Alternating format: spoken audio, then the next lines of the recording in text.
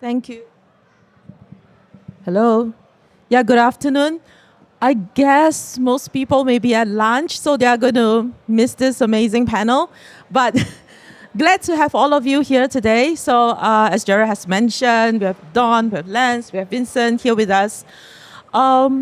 I believe that for a lot of you, when you come to SGGA Industry Day, you're actually looking for advice, looking for experiences, knowledge sharing for people that has been in the industry for some time. They could be working in large corporations, multinational, multicultural companies. It could be some very passionate people doing their own startup. So today, through this panel, we hope to share more about what you need to know beyond your passion for making games. So before we go into that, I'd like to go to each of them and let them do a little bit of self-introduction and explain how you fell into this world of games. Starting with Don. Okay, hi everyone. My name is Don. I'm one of the co-founders and Chief of Business Development at TrueWorld Studios. We are an indie studio based in Singapore with 20 over of us developing our game Unuda, which we are also at the show floor with SGGA booth. Yeah. So for myself, I started my career 15 years ago in the games industry, where I was in Ubisoft as a production manager.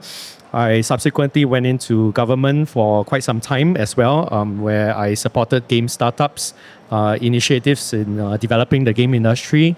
That's how also I was one of the if you heard Cheryl's welcoming speech earlier on, I was also one of the founding members of SGGA.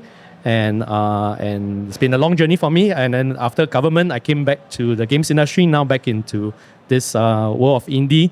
And yeah, that's my journey in the gist. And next, we go to Lance, who in our chat mentioned he has worked in all the multinational big companies. Most of your career? That's an overstatement. Hi everyone, my name is Lance. I'm currently the general manager in SEGA. I've been here or at least it's been SEGA for about a year and a half. Now, organization is fairly new, so together with the managing director, we just start up the SEGA office here in Singapore for the region. Now, prior to SEGA, I was from Activision Blizzard, and I started up the office here for Southeast Asia as well.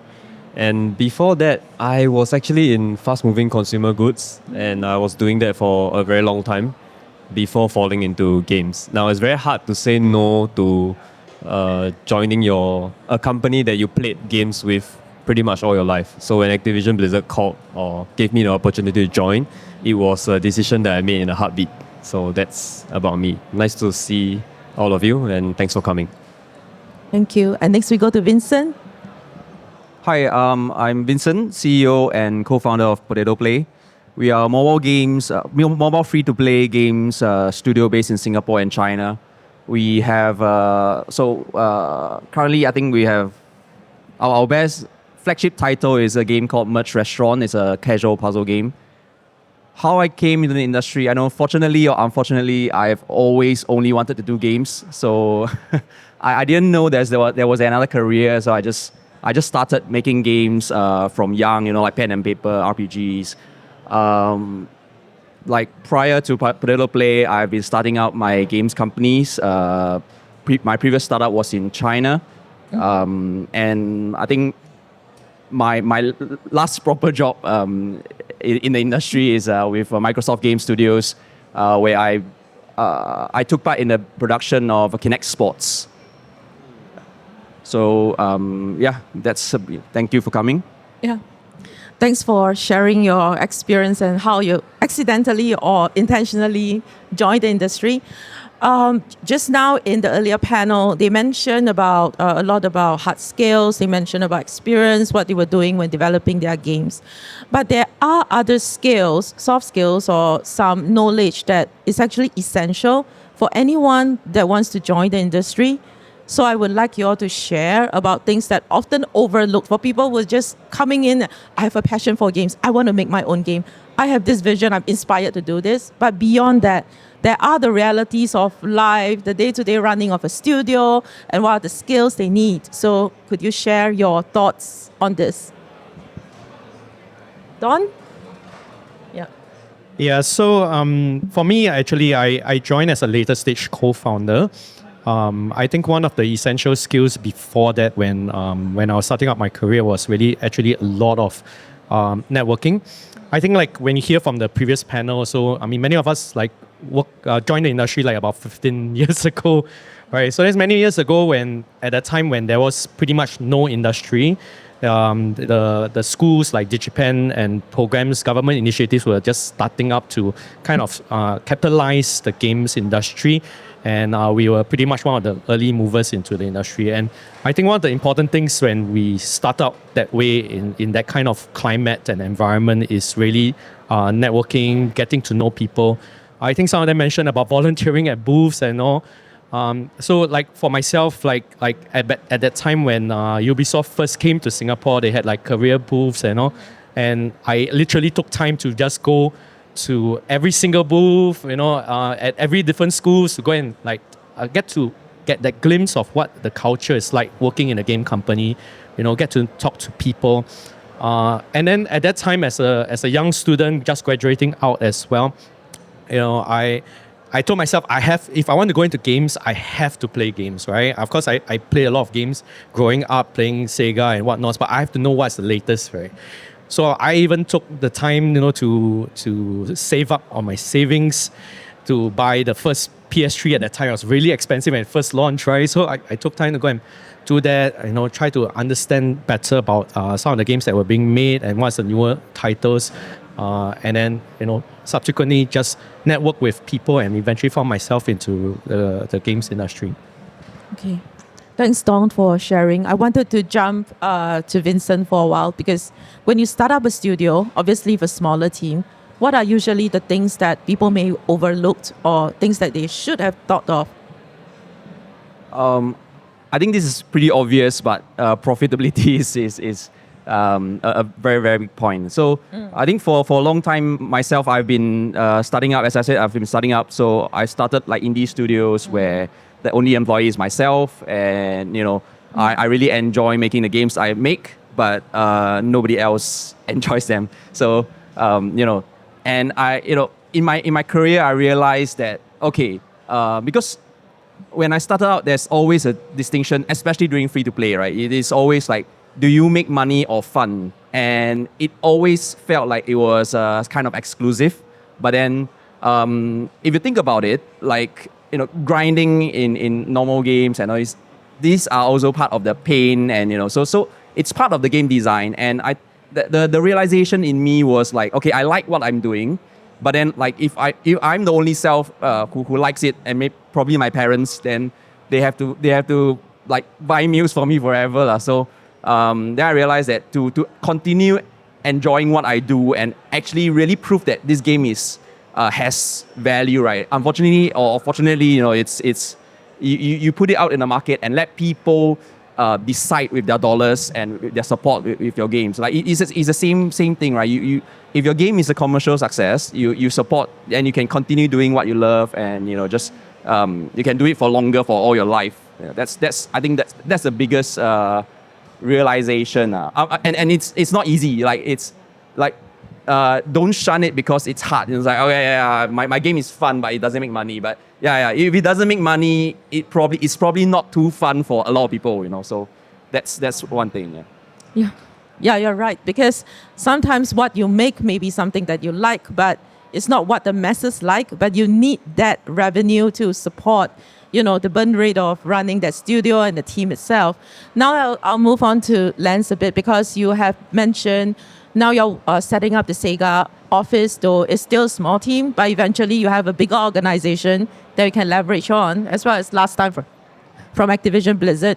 So working in a multinational company, which some of them may end up joining, what are the takeaways? Like, what will be the challenges working in such big cross national boundaries, different time zone kind of conditions? What should they be looking out for?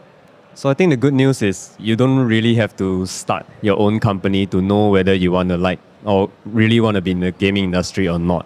Unlike these two champions here, you can actually join an organization or you can intern for one and find out whether this is really truly what you want. Now, in the gaming industry, I think it has progressed a lot from where it used to be.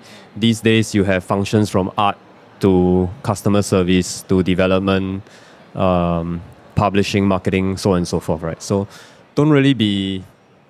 The only way to get into the game industry is not to start your own company. Now, with that said, working in a multinational company, there are cultural differences, there are time zone differences, which was rightly pointed out.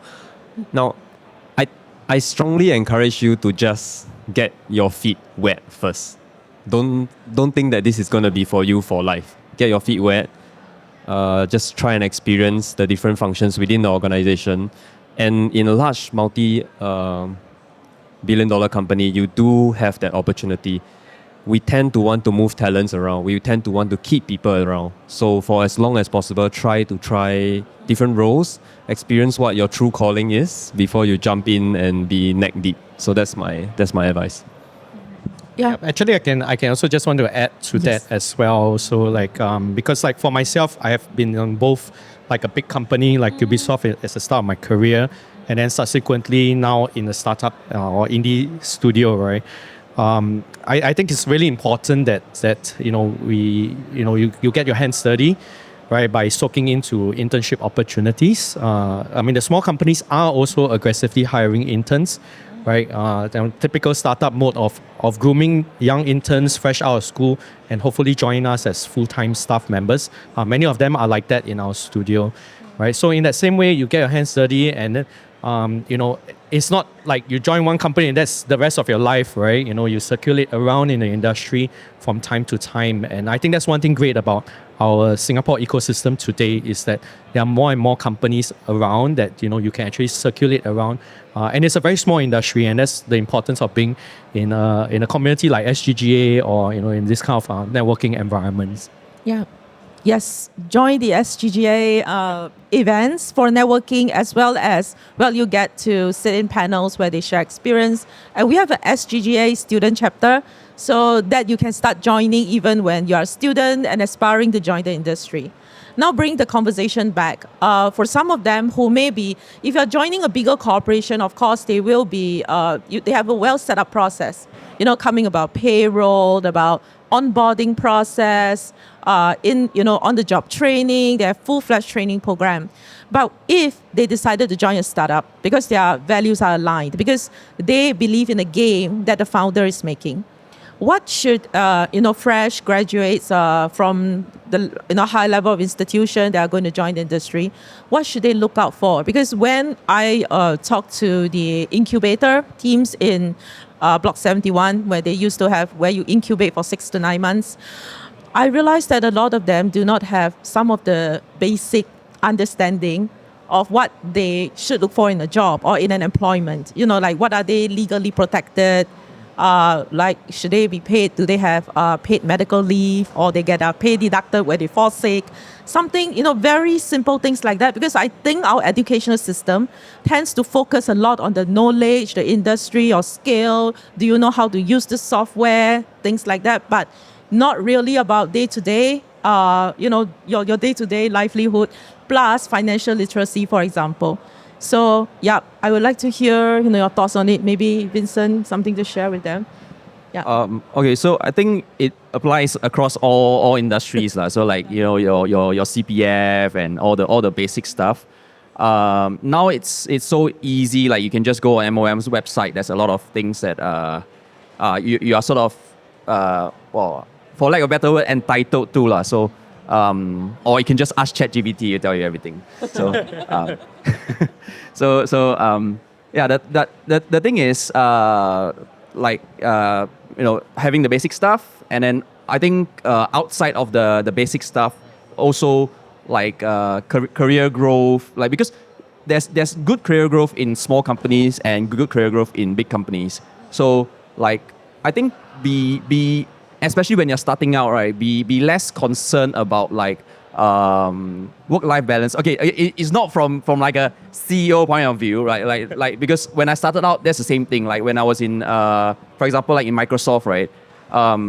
I was technical artist. So basically, like I don't really have to do like artwork or anything. So like most of the technical stuff. So, but I really enjoy the artwork. So like when there was a chance for me to block out the main menu, which like everybody sees, right? I built the whole thing in my own time. So like, and they are like, why did you build this? But okay, it's usable. Let's use it. So you fight for your own opportunities, and that is it's really about like putting in. I'm not telling you to like sacrifice everything. Just be less calculative about the hours work and anything. Just put it in, and anything that you do now is actually it comes back later in a later stage of your career, your life, and everything. Thanks, Vincent, for sharing. Yeah. By the way, the games industry is not a 9 to 5 job, to be fair. Whether Unfortunately, big it's or not. small company. Yeah, I said that before, and there's a video online. So yeah. Anyway, I'm going to say it again 5 years later. Yeah. Sorry, just to add, so sadly, because like free to play, it's 24/7, right? So when you play your games and your server hangs, you go and put bad reviews, you go and scold whoever the customer support is, right? If you are in the other end, then that's where like our programmers will have to wake up in the middle of the night, and because you don't have like 24/7 rotating programmers, so like they have to solve this problem because like everybody is complaining. So like, as you are a consumer, this is the expectations. On the receiving end, then this is the expectation of delivering this kind of service. Yeah, that's right. Like apology notice, or suddenly your server crash and you need to inform all the players. We've been there, we've done that before. Yeah, Lance and Don, anything further to share?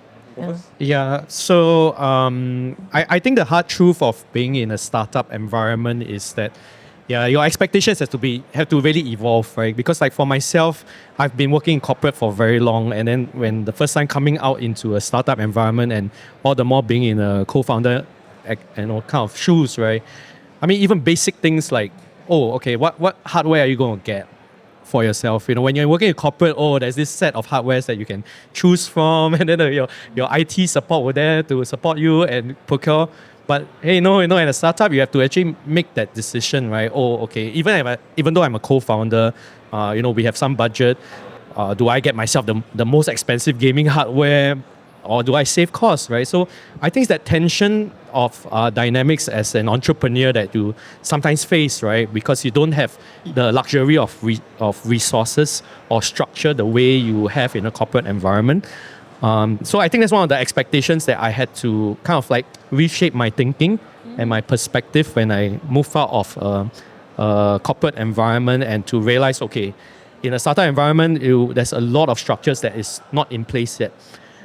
So again, the mindset is also quite different, right? Where you think whether, wow, it sounds like very challenging, no structure, no nothing, right? But hey, you are actually part of this environment where you are this formative stage of a company, and you are there to influence that. And I think that's the wonderful thing being an early employee of the company, right? Where you can actually influence some of these policies, work together with the co-founders, because they are vested into talent development, grooming your early stage employees, your founding employees, to actually groom them long term, right? So that they take on leadership roles, and then we can then hire as we scale along the way. So I think that's some of that mindset shift that sometimes we need to have when we first started out. So between being in a corporate environment versus a startup environment, I think that's where, especially for those coming out of school, manage your expectations right? Because if you are here wanting to benchmark your salaries against market rates, the hard truth is it's going to be very challenging, right? Because not all startups may be able to afford that kind of rates. But nonetheless, as a co-founder, as an entrepreneur who has the desire to hire local talents, I think we also take into account that we are all fellow human beings and citizens. We understand the challenges of the cost of living in Singapore, for example. Because if not as a business decision, I think it's always easy to fall back to the business decision of outsourcing or finding lower cost places, right? But no, I think for us as a studio, we want to make sure we groom our core members in our studio and then grow the studio along the way. Thanks, Don.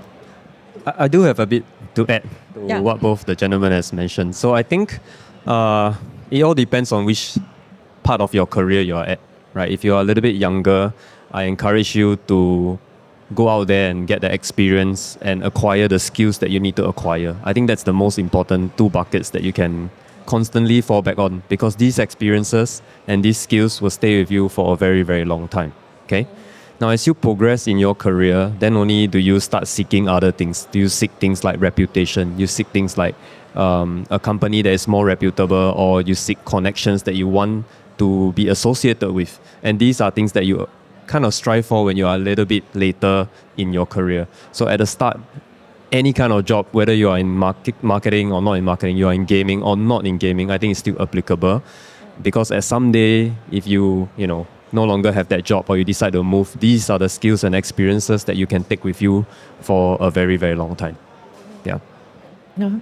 Thank you for sharing. And to add on to what they have shared, when you are in a smaller environment, let's say you're in a startup or whether in a bigger company, one of the major things that you will bring away is about being humble. Being humble, no matter you are the founder of the studio, or with your team. Yes, you can have leadership, but leadership doesn't mean that you're arrogant or you're authoritative. It could be a more collaborative process. And as Don mentioned, some of the studios, when they start out, one of the options they will ask the employee, where would you like the office to be? And sometimes the answer is must have good food for lunch. Like have lunch option. Yeah, which could be very important for the young ones that are working on in a startup. So these are some of the things that we take into consideration when we work as a team. It's about conflict management. Sometimes it's about discussion, negotiation, and these are skills that will bring along with you in life. Next time, maybe not negotiating where to go for lunch, but negotiating a multi-million-dollar deal, More with salary. a publisher. Yeah, or your salary bump that you're going to get. Yeah, but, interestingly, just now, Vincent mentioned something about the customer support part. So I want to bring the conversation a bit to about the roles in the industry, because there are people that I know that are very passionate about games. They are gamers and they want to have a career in there, but they are neither a programmer nor an artist, not very technical.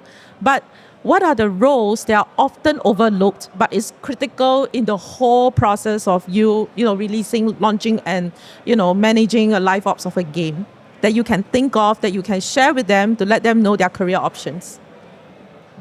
Okay. So I think the biggest role that I think it's overlooked not only locally but overall in the industry is game operators. Because like for a live game, right, a lot of people, or most of people, when they are talking about passion, is about making the game, but not about running the game.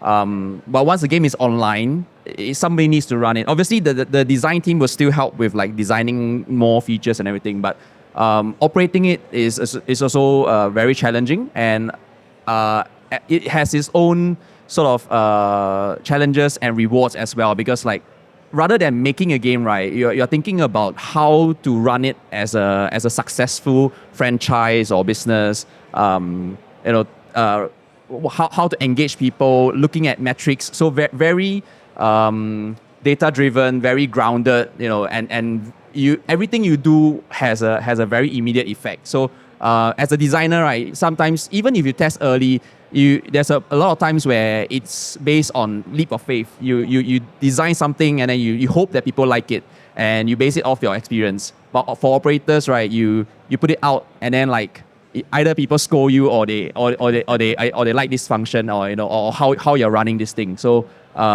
this is akin to like running like your own, I don't know, like hawker store or something. It's like playing a game, right? You're operating the whole thing. Yeah. Yes. Yeah, Don? I guess I'll have a very differing view because we don't do free-to-play games, right?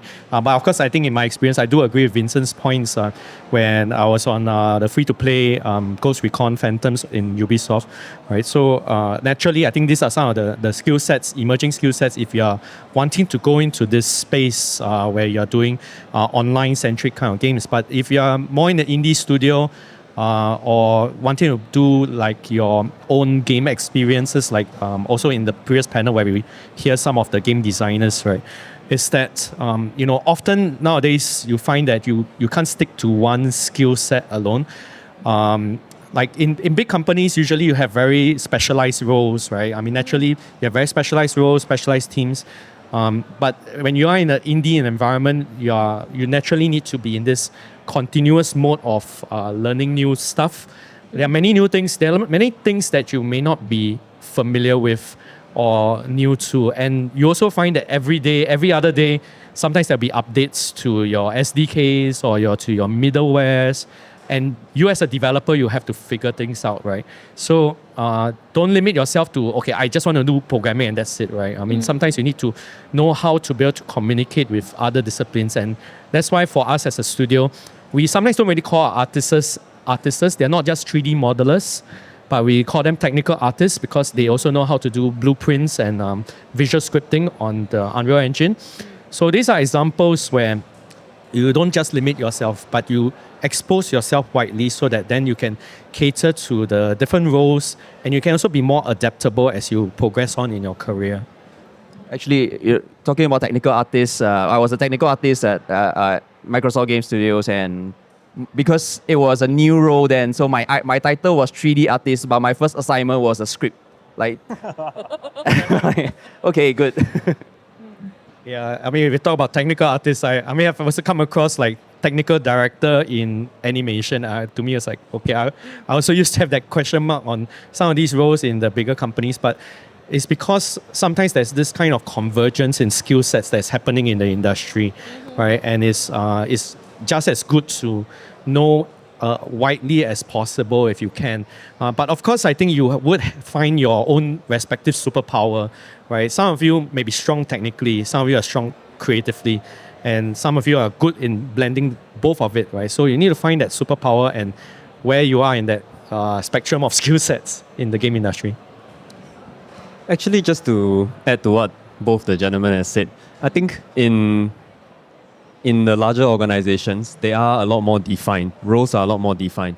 Now, if I have one role that I think is most often overlooked, I would say maybe data analytics, right? I think today decisions are not made because I feel like this map needs to be blue color or this skin needs to be in purple. Decisions are made based on consumer behavior, based on what the users click. Maybe it's not by chance that you receive a weapon that is a sniper because we know that that's what you played the most. We know that that's what you are most successful in winning those games. So decisions are made based on that. So I think more often than not, a lot of data is put into play before we make certain decisions, and whether it's a patch or a fix or promo or what is going to be attractive to get first-time conversion and sales in the game. So there's a lot of this information in games, and very often people don't talk about this pool of talent. Mostly is overlooked. So yeah. Yes. What Lance has just mentioned is very, it's very important, and we know of teams of people that do player research. Meaning even in big companies, for example, Electronic Arts, when I used to work for them, when a game goes into the concept stage, they have to submit a proof of concept. And during the proof of concept, there is a group of testers that will be on NDA that they will go through the game. If the reception is not that well, the game gets killed and you wouldn't even know the game ever exists. So there are things like that, and data analytics is not only the actual ones, but there's a predictive one, because there will be models be able to predict like how long the player will stay in the game, will they be returning, how much will some players spend. So identifying the whales and the big spenders in the game. And on the topic of just now, Vincent mentioned you're at the receiving end of all the scolding and the angry. There is the player support people, which now they also include trust and safety. That is, to counter the toxic gaming culture in some of the in-game. These are actual paid jobs and roles and career paths that people get involved in.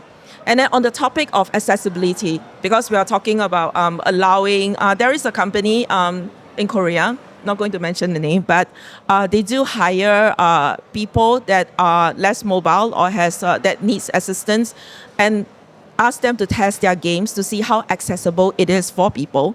And at the same time, I want to mention, because we play, a lot of games are developed in English. so we play them in English. But how you play the Japanese games is because there's a group of people behind that actually localize, translates it. When you get an audio of a game that is that has the Japanese audio but then it's dubbed in English, there are people that are working on the audio part.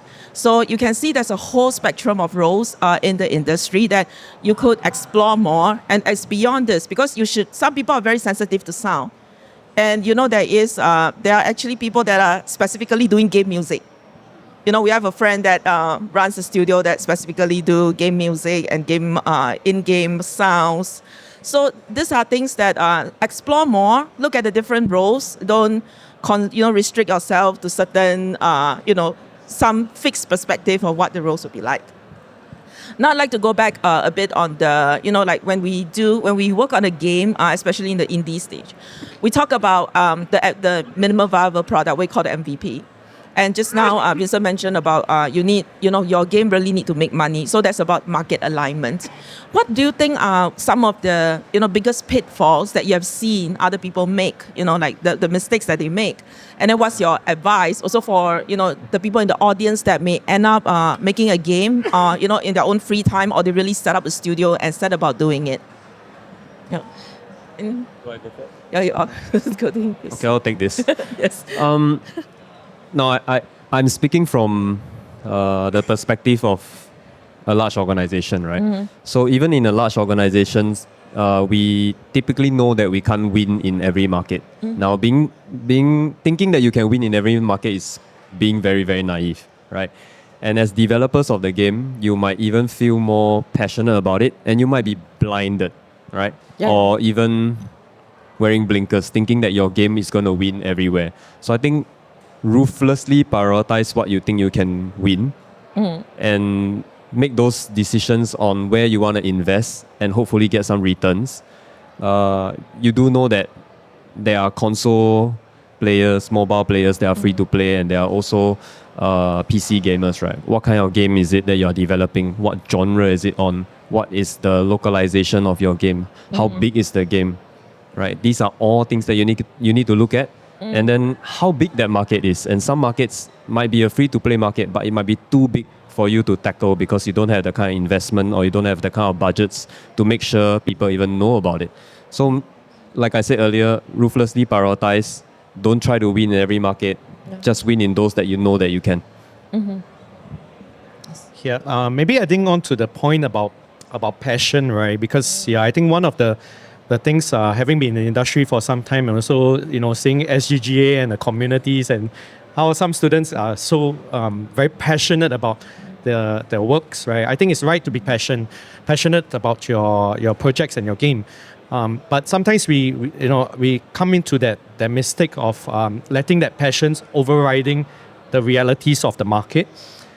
So I think that's one of the important things to do, and I find that sometimes it's lacking is that we need to have more opportunities as developers to actually go out there, test the game out, see how is the reception, and I think that's also one of the things that in our experience with Unyuda, when we started going into various markets and shows, right, to showcase, right, we see different reactions in different markets, right. So I think that realities of it.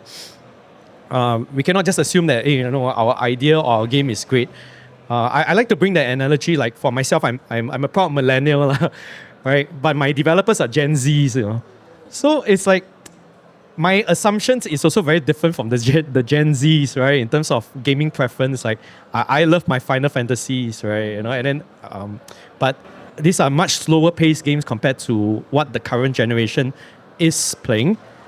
And the current generation is trying to make for the next generation, which is now your Gen Alphas, right? So again, the preferences, the assumptions, don't let it cloud yourself. It's good and important that you have some preliminary assumptions about your game and your target audience and your markets. You have to do your homework, but you also need to go down to the ground, right? You need to be at the shows, at the markets, showcase to the consumers. I think these days there are many events. I think one thing great about events like this, right, is that we can just test it out and to also see how's the reception with a different demographic of users. Then if you go to the other shows that have indie showcases like in Taipei Game Show or in KL Level Up, right? Again, the preferences for games are quite different in each of these markets. And this is the best testing ground. And this is also the best testing ground to even test the reception of the business community, because the consumer community is one thing on how they perceive or enjoy your game.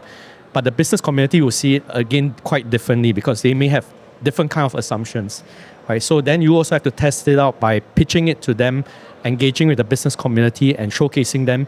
And then from there, you have to suss it out and make a decision, where you're going, which publisher you're going to engage, and etc.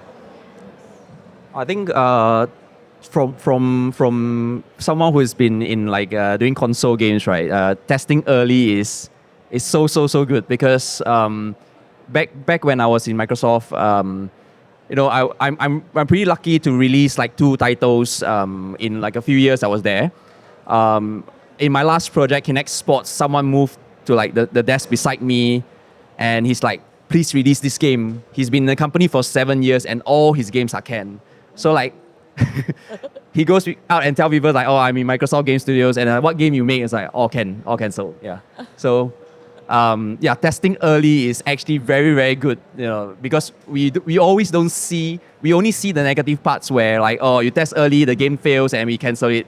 But like, it's the same thing if you do it for like 2 years and then you cancel it. So ultimately, the sort of the litmus test in the market is so important.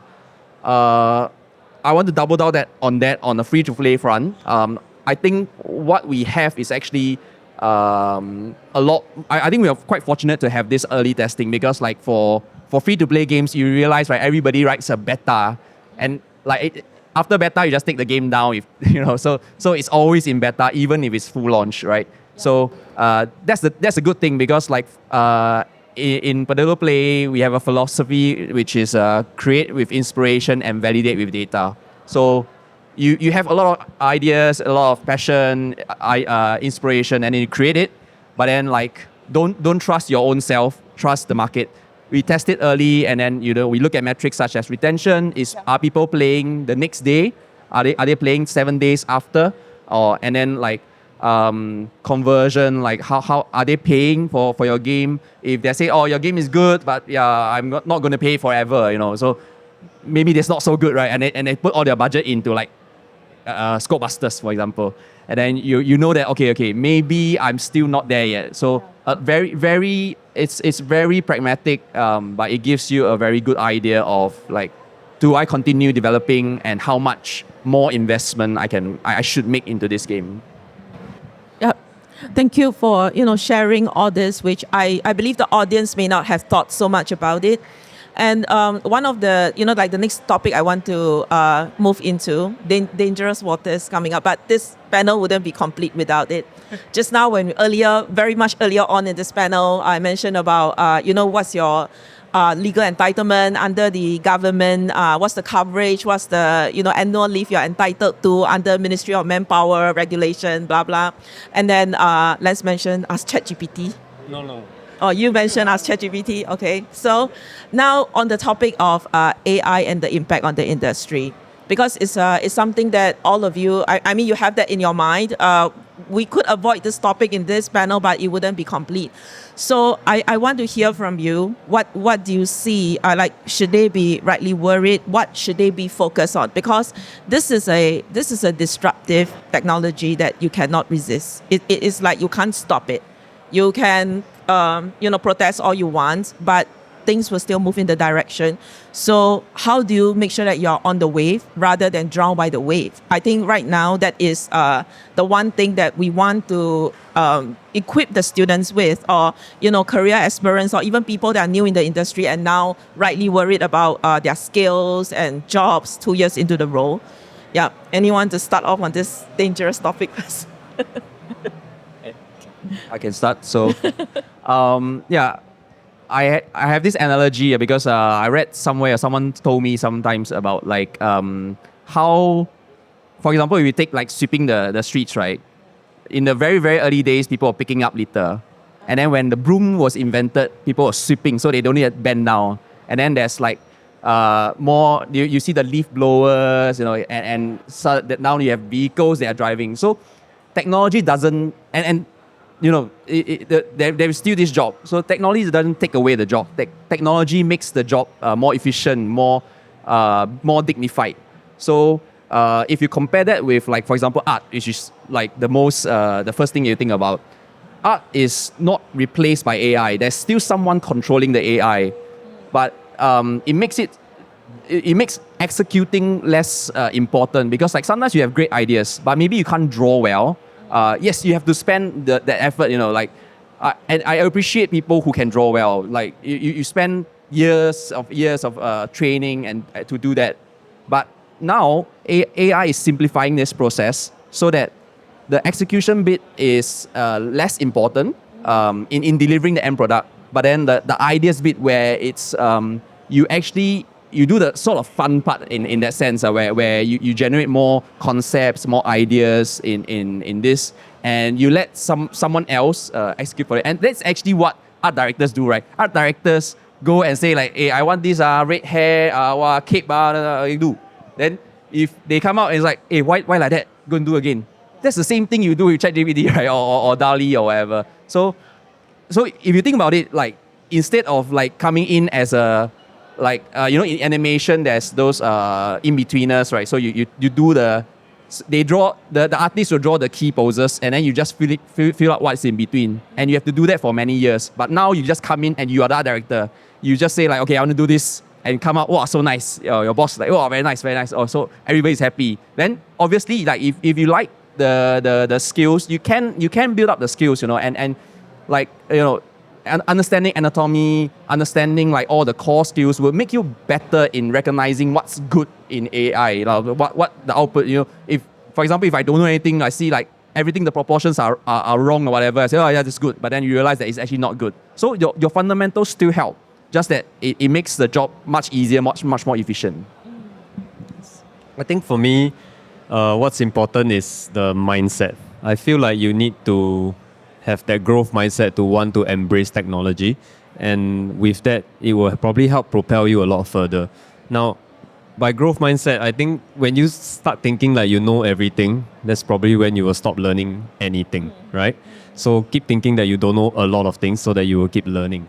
Now, take that ChatGPT or any other AI tool as an enabler to help you scale, to help you get things done faster, to help you get to that 80%, and then you top up that 20% of your own genius, right, to call it yours. So that's my take on the AI front. I don't feel like it will be here to replace jobs like what was mentioned.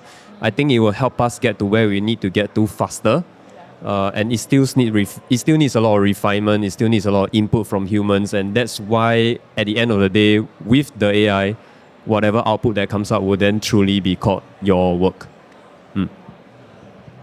Okay, so for myself as an indie studio, and I think for us, we are quite strong about position about AI, right? And I think while AI fundamentally, I think I do agree, is still a tool at the end of the day, right? Just like search engines and all that, it's a productivity tool, right? The tool is not there to replace the jobs. But I think what's important for us to realize in this current I guess controversy also surrounding AI is how some users tend to use the tool and then claim the output to be completely their work, right?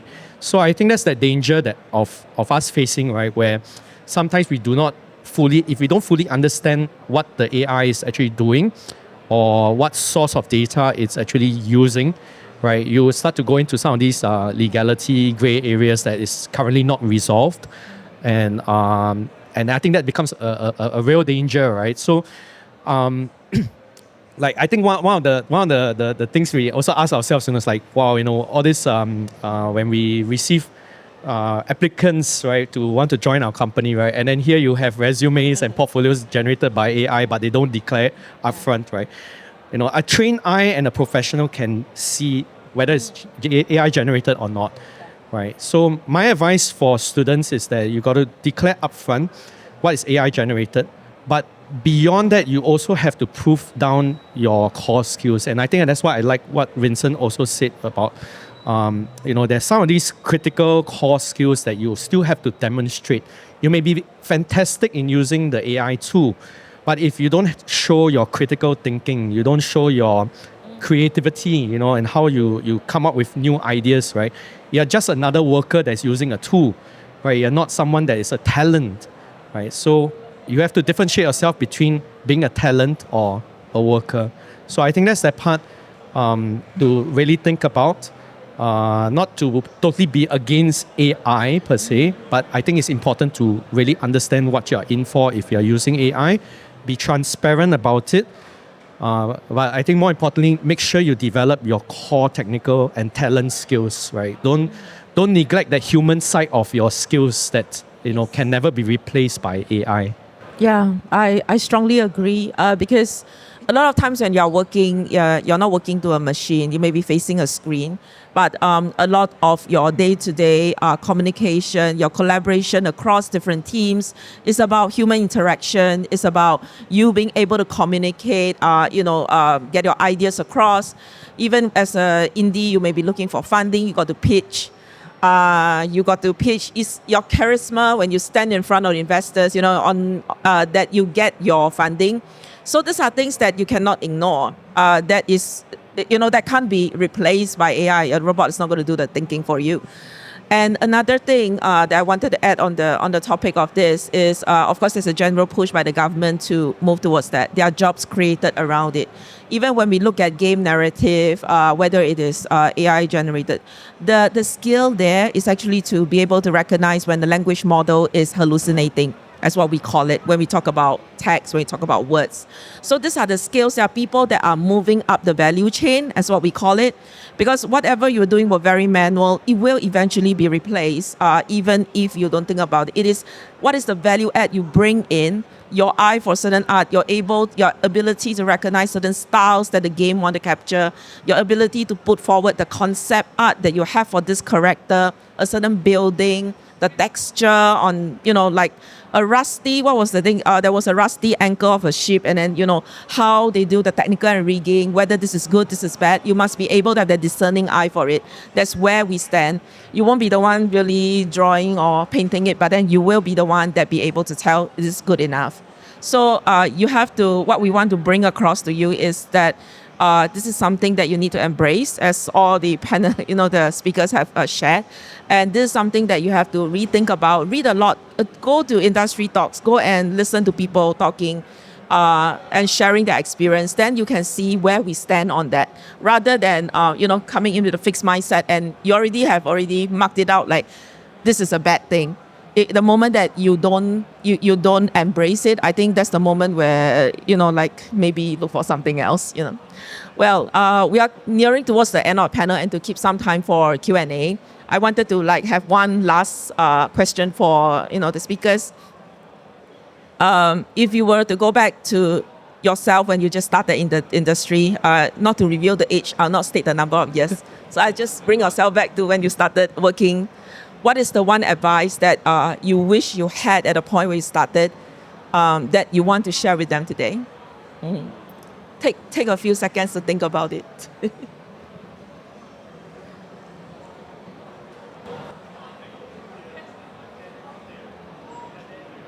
Don, any idea? Yeah, so I often quote this in some of my other sharings, is that don't just be a consumer, but be a creator, right? Don't just consume content and games and all. I think it's very easy for all of us to fall into that trap of, so much consumption of stuff, right? But what does it mean to be a creator? And I think for me, I wish I had more chance when I was younger to create stuff, right? But I'm glad I managed to transition that when I joined the industry, right? Where I'm in that mode of creating things, creating new experiences, creating new ideas, right? So you don't fall back into the trap of just being a consumer of things and just soak into all the stuff that we get from Netflix and everything, but learn to be able to be a creator, right? That then you can actually make an impact to lives, you create jobs, you create opportunities, right, from there. Yeah. I feel like this one's a tough one. I think if I can go back in time to tell myself what I would have done differently, I think I wouldn't say try, I would say have an appetite to always want to learn stuff. I think that's the most important mindset to have. And earlier I mentioned about that growth mindset, right? And it has been a very core value of mine that I also try to share with the team that I lead. And I think it's super important. Now, if you start thinking that you know everything, that's when you will stop learning, right? So keep thinking that you don't know a lot of stuff. And that then attracts a lot of good things along the way, whether it's opportunities, new skills that you learn, or new knowledge that you acquire over the years. And that can, of course, be used at work, at life, and everything else. So that's probably the only thing I can say, for me at least. So for me, I think I'll tell myself to execute on my ideas more. So like, earlier in my career, you always think of, I have this great idea, and then somebody launches, I have this idea before already. So, but, the thing is, if there's no execution, right, there is actually, your ideas are worth nothing, not even worth on the paper or whatever, not even worth the few bytes that you keep on your phone or whatever. So, like, execute on it, and you will realize that it's actually not as easy as you think. Like, you don't say like, oh yeah, I will make a patch 3 game. See, King copy my idea. No, it's not like that. You will realize there's so many things behind it, and you will learn so much from it. And it may not be the best idea you have, but then like it will be part of the best idea. You'll be building towards the best idea that you have. Yeah. I think these are really great advice because we want you, when you are aspired to join a certain industry, whether it be games, welcome to join us, but it could be something else. Take the first step towards learning more about the industry. Listen to professionals like them sharing about their career journey, because I believe it's not like a smooth ride. You all have your ups and downs, they've been through bumps, but they are survivors, so they're sitting here on stage today. And the other thing is really take actions towards it. If you're sitting in front of your keyboard and still thinking, I want to join, but take no actions about it, I'll find you 10 years later still sitting in front of your keyboard. So these are things that they have shared, which may seem very obvious, but putting ourselves out there takes a lot of courage. And I know a lot of people in the game industry are introverts, pretending to be extroverts. But you have to pretend to be extroverts at some point. You will find you'll find your support community, like SGGA. There is, every month there's a drink together gathering, which we welcome everyone. At the same time, there's a student chapter. There will be all the events that we organize around it to support the students in the industry that is going to join us. So, keep yourself up to date on all this. Keep your options open. Constantly absorb the information. And of course, like what Len said, keep learning. Every day, go back and learn something new. Every month, think of something new to learn. Read up on the topic, know about it. You don't have to be an expert, but have a basic understanding about what is behind it. Okay. I would like to open to the floor for questions. If anyone has any questions. Jared. Yes. Hello. Yes, we have time for 2 questions. Is there anyone? Anyone at all? Oh, there is one. Why? Oh my God, that guy is like, hey, faster than me. Give him your name. Hi, I'm Josh, and I just graduated from DigiBand. Mm-hmm. So, building upon the topic of like being on the growth mindset and wanting to learn a lot of things, I feel like I understand that very well, and it reflects in like my need to know a lot of things, and I find that with that comes along a loss of identity, because I don't really know what I want to focus in, because I want to touch so many things. So do you have any advice for that?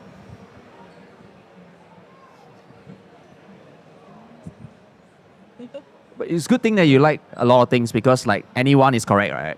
So like just do one, and then see if it's like what you expected it to be, and if it's not, then you just move on to the next one. So it's actually a good thing, So but don't be like paralyzed because of the choice.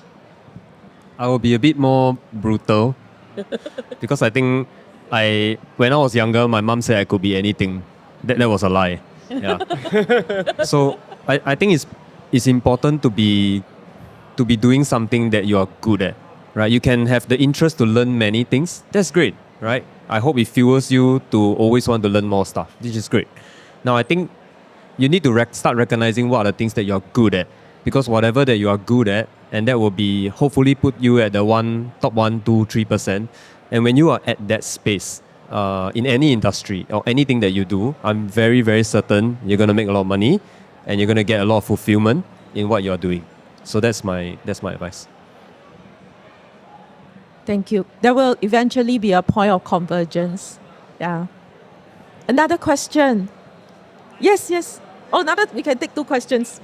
Hello, my name is Faraz Najid. My question is, where do you see the gaming industry in Singapore in 10 years?